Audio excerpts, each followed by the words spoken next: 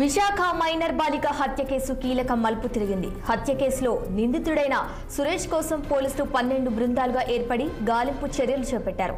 ఈ నేపథ్యంలోనే రాంబిల్లి మండలం కొప్పగుండుపాలెంలో నిందితుడు సురేష్ మృతదేహం లభ్యమైంది. ఘటనా స్థలానికి చేరుకున్న పోలీసులు మృతదేహాన్ని ఆసుపత్రికి తరలించి దర్యాప్తు చేపట్టారు.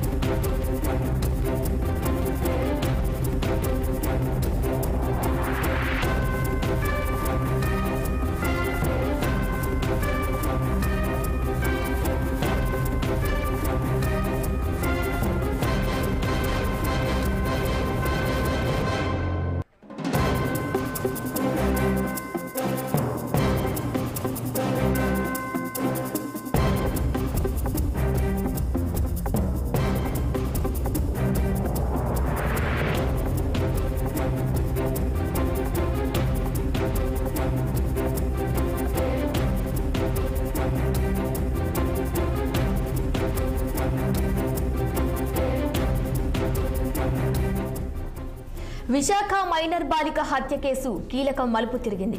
హత్య కేసులో నిందితుడైన సురేష్ కోసం పోలీసులు 12 బృందాలుగా ఏర్పడి గాలింపు చర్యలు చేపట్టారు. ఈ నేపథ్యంలోనే రాంబిల్లి మండలం కొప్పగుండుపాలెంలో నిందితుడు సురేష్ మృతదేహం లభ్యమైంది. ఘటనా స్థలానికి చేరుకున్న పోలీసులు మృతదేహాన్ని ఆసుపత్రికి తరలించి దర్యాప్తు చేపట్టారు.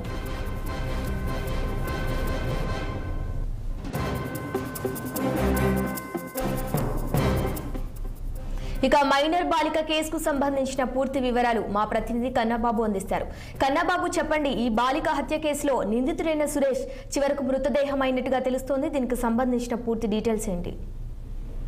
గుడ్ మార్నింగ్ సిరీసా. ఏదైతే ఉమ్మడి విశాఖలోనే కాదు 2 తెలుగు రాష్ట్రాల్లో సంచలనం రేపినటువంటి మైనర్ బాలిక హత్య కేసుకు సంబంధించి ఒక కీలకమైనటువంటి కేసు మలుపు తిరిగినటువంటి పరిస్థితి మనం చూడొచ్చు. ఈ నేపథ్యంలోనే మైనర్ బాలికను హత్య చేసినటువంటి సురేష్ గడిచిన కొద్ది రోజులుగా పరారీలో ఉన్నట్టుగా అయితే పోలీసులు భావించారు. ఈ నేతృత్వంలోనే ప్రస్తుతం ఉన్నటువంటి పరిస్థితులు దృష్టిలో పెట్టుకొని పోలీసులు పలు కోణాల్లో విచారణ చేసినటువంటి పరిస్థితి అయితే ఉంది. అయితే సురేష్ లేఖలో పొందుపరిచినటువంటి విషయాలు ఏవైతే ఉన్నాయో వాటిలో ఒక విషయాన్ని కూడా మనం గతంలో 6 టీవీ ఎక్స్క్లూజివ్ గా చెప్పినటువంటి విషయం అయితే ఉంది.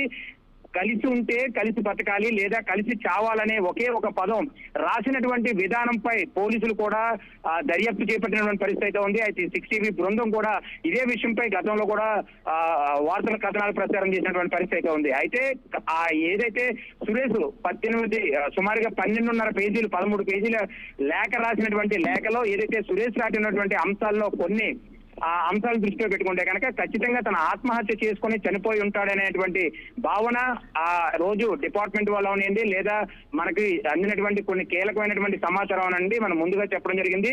దీనికి తగ్గట్టుగానే పలు అనుమానాలతో ఇప్పుడున్నటువంటి పరిస్థితి ఏదైతే కొప్పుగుండుపాలెం గ్రామం ఏదైతే ఉందో కొప్పుగుండుపాలెం గ్రామంలో తిను అమ్మమ్మ వాళ్ళ ఇంటి బ్యాక్ సైడ్ ఉన్నటువంటి ఒక పొలంలో గడ్డి కుప్పలో గడ్డి కోసుకున్నటువంటి పొలాల్లో మృతదేహం లభ్యం అవడం. అయితే ఈ ఈ డెడ్ బాడీని అనకాపల్లి ఎన్టీఆర్ హాస్పిటల్కి తరలించడం అనేక కోణాల్లో పోలీసులు అయితే దర్యాప్తు చేస్తున్నారు.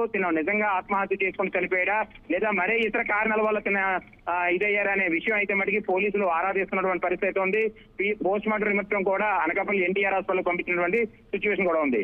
అయితే ఈ కోణంలో గతంలో పోక్సో చట్టంలో ఏదైతే 2 నెలలు బెయిల్ మీద 2 నెలల అనంతరం కూడా జైలు శిక్ష అనుభవించిన తర్వాత బయటకు వచ్చినటువంటి సురేష్ ఏదైతే ఉందో ఈ మైనర్ బాలికని హత్య చేయడంతో చాలా కీలకమైనటువంటి పరిణామాలు చోటు చేసుకున్నాయి. 2 తెలుగు రాష్ట్రాలను కూడా ఒక సంచలనం రేపింది.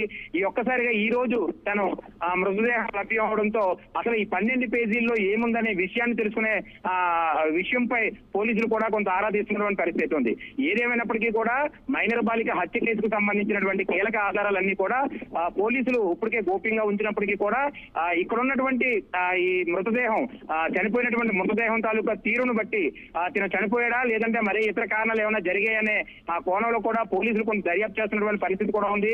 అదే విధంగా చూసుకుంటే మనకు అందినటువంటి సమాచారం మేరకు గతంలో తను రాసినటువంటి 12 పేజీల్లో కలిసి ఉంటే ఇద్దరు కలిసి ఉండాలి, లేదా చనిపోతే ఇద్దరు కలిసి చనిపోవాలనేటువంటి మాట రాశాడన్న విషయంలో ఆ కోణం దిశగా కూడా పోలీసులు కొంత ఆరా తీసినటువంటి నేపథ్యంలో, లేదా ఎంక్వైరీ చేసినటువంటి నేపథ్యంలో ఈ 5 బృందాలు ఏవైతే ఉన్నాయో 5 సభ్యులుగా 12 బృందాలు చేసినటువంటి ఇది కూడా మొత్తానికి కొలికొచ్చిందని చెప్పుకోవచ్చు శిరీష. ఓకే, రైట్ కన్నా బాబు, థ్యాంక్ యూ.